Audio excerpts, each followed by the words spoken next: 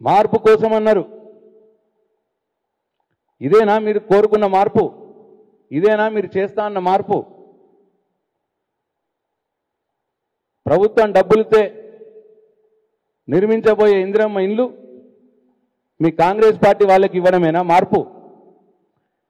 లేదు ఎవరైతే 50,000 రూపాయలు ఇస్తారో వాళ్ళకి ఇవ్వడమేనా మీరు తెస్తానన్న మార్పు? ప్రజలు కూడా ఒకసారి గమనించాలని చెప్పి నేను కోరుతా ఉన్నా. ఎట్టి పరిస్థితుల్లో ఇందిరమ్మ ఇండ్ల విషయంలో ఈ కాంగ్రెస్ పార్టీ నాయకులు కార్యకర్తలు చేయబోయే అన్యాయాన్ని మోసాన్ని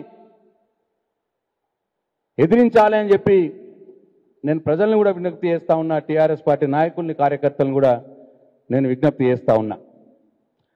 అట్లనే రెండవది రాజీవ్ యువ వికాసం. చాలా గొప్పగా చెప్పుకున్నారు. రాజీవ్ యువ వికాసం ద్వారా నిరుద్యోగ యువతకు వాళ్ళే ఉపాధి పొందే విధంగా, వాళ్ళే స్వయంగా బిజినెస్ చేసుకునే విధంగా ₹1,00,000 నుంచి 4 లక్షల రూపాయల మట్టుకు ప్రభుత్వం సహాయం చేస్తుంది. తద్వారా నిరుద్యోగ యువతకు చాలా మందికి ఉపాధి దొరుకుతుంది అని చాలా గొప్పగా చెప్పినారు. కానీ ఇవాళ జరుగుతున్నది ఏంటంటే ఆ లిస్టులు కూడా తయారైతా ఉన్నాయి. రాజు యువ వికాసం లిస్టులు కేవలం కాంగ్రెస్ పార్టీ కార్యకర్తలకు, కాంగ్రెస్ పార్టీ నాయకులకు, లేదు కాంగ్రెస్ పార్టీ కార్యకర్తలు నాయకులకు లంచాలు ఇచ్చిన వాళ్ళకి మాత్రమే రాజీవ్ యువ వికాసంలో పేర్లు వస్తూ ఉన్నాయి. దాదాపు 6,500 కోట్ల రూపాయలు కాంగ్రెస్ పార్టీ నాయకుల కార్యకర్తల జేబుల్లోకి పోబోతున్నాయి. దానికోసం పక్కాగా ప్లాన్ చేసినారు.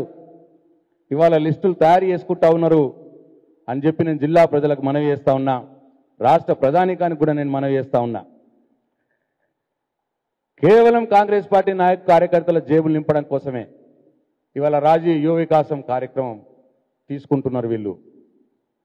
ఎందుకంటే ఇవాళ రాష్ట్ర mineral development corporation chairman Anil గారు వారే స్వయంగా వారి మాటల్లో ఏమన్నారో మీరు ఒక్కసారి చూడండి. ఇప్పుడు రాజీవ్ యువ వికాసం ఉంది. రాజీవ్ యువ వికాసంలో 10 ఏళ్లుగా కష్టపడ్డ కార్యకర్తలకు ప్రాధాన్యత ఇవ్వండి. ఇవన్నీ ఎన్నో ఉన్నాయి. ఇవాళ ఇందిరమ్మ ఇల్లు కావచ్చు, రేపు పనులు కావచ్చు, SDF కావచ్చు, ఈ నిధులన్నీ కూడా ప్రాధాన్యత మాత్రం 10 ఏళ్ళు పార్టీ కోసం కష్టపడ్డ కార్యకర్తలు ఇవ్వాలని.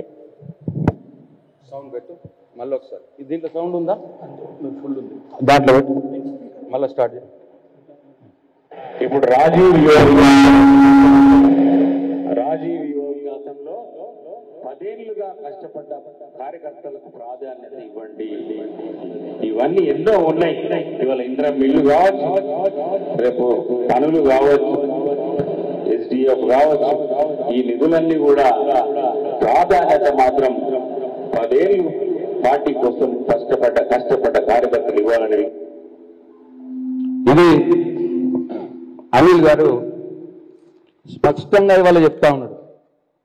రాజీవ్ యువ వికాసం కావచ్చు, ఇందిరమ్మ ఇల్లు కావచ్చు, పనులు కావచ్చు, SDF నిధులు కావచ్చు, అన్నీ కూడా కాంగ్రెస్ పార్టీ కార్యకర్తలకే ఇవ్వాలి అని స్పష్టంగా ఒక అధికారిక బాధ్యతలో ఉన్నటువంటి కార్పొరేషన్ చైర్మన్ ఇవాళ బహిరంగంగా చెప్తా ఉన్నాడంటే ఇవాళ కాంగ్రెస్ పార్టీ ఎంతకు దిగజారిందో రాష్ట్ర ప్రజలు ఆలోచన చేయాలని చెప్పి నేను కోరుతా ఉన్నా. 12,000 కోట్ల రూపాయలతో ఇందిరమ్మ ఇళ్ల స్కీమ్ తీసుకున్నారు. ఆ 12,000 కోట్ల రూపాయలు కాంగ్రెస్ పార్టీ నాయకుల కార్యకర్తల జేబుల్లోకి పోతా ఉన్నాయి. ఇండ్లన్నీ వాళ్ళకే పోతా ఉన్నాయి. ఏదో కొద్దిగా మంది చూడటానికి ఒక 5-6 ఇండ్లు ఆ ఊర్లో పేదవాళ్ళకి ఇచ్చి మిగతా అన్ని కాంగ్రెస్ పార్టీ నాయకులు కార్యకర్తలు దుబ్బేసే కార్యక్రమం పెట్టినారు. అట్లనే రాజీవ్ యువ వికాసంలో 6,500 కోట్ల రూపాయలు మొత్తంగా కాంగ్రెస్ పార్టీ కార్యకర్తల నాయకులకే ఇస్తుంటామని చెప్పి బహిరంగంగా చెప్తా ఉన్నాడు. మా కార్యకర్తలకే ఇస్తామని చెప్పి ఇవ్వాలా అని చెప్పి అంటున్నాడు. అంటే అత్త సొల్లు అల్లుడికి దానం చేసినట్టు ఎవడప్ప సొమ్మని చెప్పి ఇవాళ మీ కాంగ్రెస్ పార్టీ కార్యకర్తల జేబులు నింపడానికి 6,500 కోట్లు రాజీవ్ యువ వికాసం మీరు ప్లాన్ చేస్తూ ఉన్నారని చెప్పి నేను ప్రశ్నిస్తా ఉన్నా. మీ అబ్బ సొమ్ము ఇది. తెలంగాణ ప్రజలు ట్యాక్స్ కడుతున్నటువంటి డబ్బు ఇది. తెలంగాణ ప్రజల నుంచి వసూలు చేస్తున్నటువంటి డబ్బుని మీరు మీ కాంగ్రెస్ పార్టీ నాయకులు కార్యకర్తల జేబుల్లోకి మళ్లిస్తున్నారు అని చెప్పి అధికారికంగా ఇవాళ అనిల్ అనే ఒక నాయకుడు కార్పొరేషన్ చైర్మన్ ఇంత బహిరంగంగా చెప్తా ఉంటే మరి వాళ్ళ అధికారులు ఏం చేస్తున్నారు ప్రజలారా ఒకసారి గమనించండి అని చెప్పి నేను కోరుతా ఉన్నా. ఇది ప్రజల సొమ్మిది, కాంగ్రెస్ పార్టీ ఫండ్ కాదు ఇది. మీ కాంగ్రెస్ పార్టీ నిధులైతే మీ ఇష్టం, మీ కార్యకర్తలకు ఇచ్చుకోండి, ఎవరికి అభ్యంతరం లేదు. కానీ తెలంగాణ ప్రజల సొమ్ముని కాంగ్రెస్ పార్టీ నాయకులకు కార్యకర్తలకు 6,500 కోట్లని మీరు పంచిపెడతాము అంటే తప్పకుండా ప్రతిఘటిస్తాం.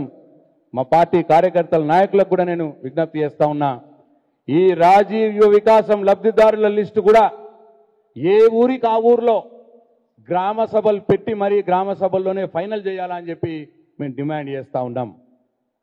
ఇందిరమ్మ ఇండ్లకు గ్రామ సభల్లోనే ఫైనల్ చేస్తామని చెప్పి మీరే జీవో ఇచ్చినారు. కానీ దొంగతనంగా రాసుకుంటున్నారు, గ్రామ సభలు పెట్టకున్నా పెట్టినము అని చెప్పి మీ కాంగ్రెస్ పార్టీ కార్యకర్తల నాయకుల ఇళ్లల్లో లిస్టులు ఫైనల్ చేసి మరి కలెక్టర్కి పంపించినారు గ్రామ సభలు పెట్టినామని. నేను అధికారులకు కూడా హెచ్చరిస్తా ఉన్నా, క్షేత్రస్థాయిలో మండల ఎంపీడీఓలకు గ్రామ పంచాయతీ సెక్రటరీలకు కూడా హెచ్చరిస్తా ఉన్నా, మీరు గ్రామ సభలు పెట్టకుండానే గ్రామ సభలు పెట్టినమో అని చెప్పి మీరు తప్పుడు రాసి కలెక్టర్ గారికి పంపిస్తే మీ మీద చట్టరీత్యా చర్యలు తీసుకుంటాం, మిమ్మల్ని కోర్టుకు లాగుతాము అని చెప్పి నేను ఎంపీడీఓలకు పంచాయత్ సెక్రటరీలకు కూడా నేను హెచ్చరిస్తా ఉన్నా. మీ అబ్బ సొమ్ము కాదు ఇది. కాంగ్రెస్ పార్టీ నాయకులు కార్యకర్తలు ఎవరి పేర్లు చెప్తే వాళ్ళ పేర్లు మీరు రాసి పంచిపెట్టడానికి ఎంపీడీఓల సొమ్ము కాదు, పంచాయత్ సెక్రటరీల సొమ్ము కాదు, కాంగ్రెస్ పార్టీ నాయకుల కార్యకర్తల సొమ్ములు కావవి. తెలంగాణ ప్రజల సొమ్ము. కాంగ్రెస్ పార్టీ ఫండ్ కాదు ఇది, తెలంగాణ ప్రజల సొమ్మిది. తప్పకుండా అర్హులైన పేదవారికే చెందాలి. అర్హులైన పేదవారి లిస్టులు వాళ్ళ పేర్లు గ్రామ సభల్లోనే ఫైనల్ కావాలి, గ్రామ సభలు పెట్టి తీరాలి అని చెప్పి నేను మరొకసారి డిమాండ్ చేస్తా ఉన్నా. కలెక్టర్ గారిని డిమాండ్ చేస్తా ఉన్నా, ఈ రాష్ట్ర ప్రభుత్వాన్ని కూడా నేను డిమాండ్ చేస్తా ఉన్నా. దొంగతనంగా గ్రామ సభలు పెట్టినము అని తప్పుడు రాతలు రాసి ఎవరైతే కలెక్టర్ గారికి లిస్టు పంపిస్తారో అధికారుల మీద కూడా చట్టరీత్యా చర్యలు ఉంటాయి. కోర్టుకు కూడా వెళ్తాం, వాళ్ళందరూ కూడా కోర్టు మెట్లు ఎక్కవలసి వస్తుంది ఎంపీడీఓలు గ్రామ పంచాయత్ సెక్రటరీలు అని చెప్పి నేను హెచ్చరిస్తా ఉన్నా.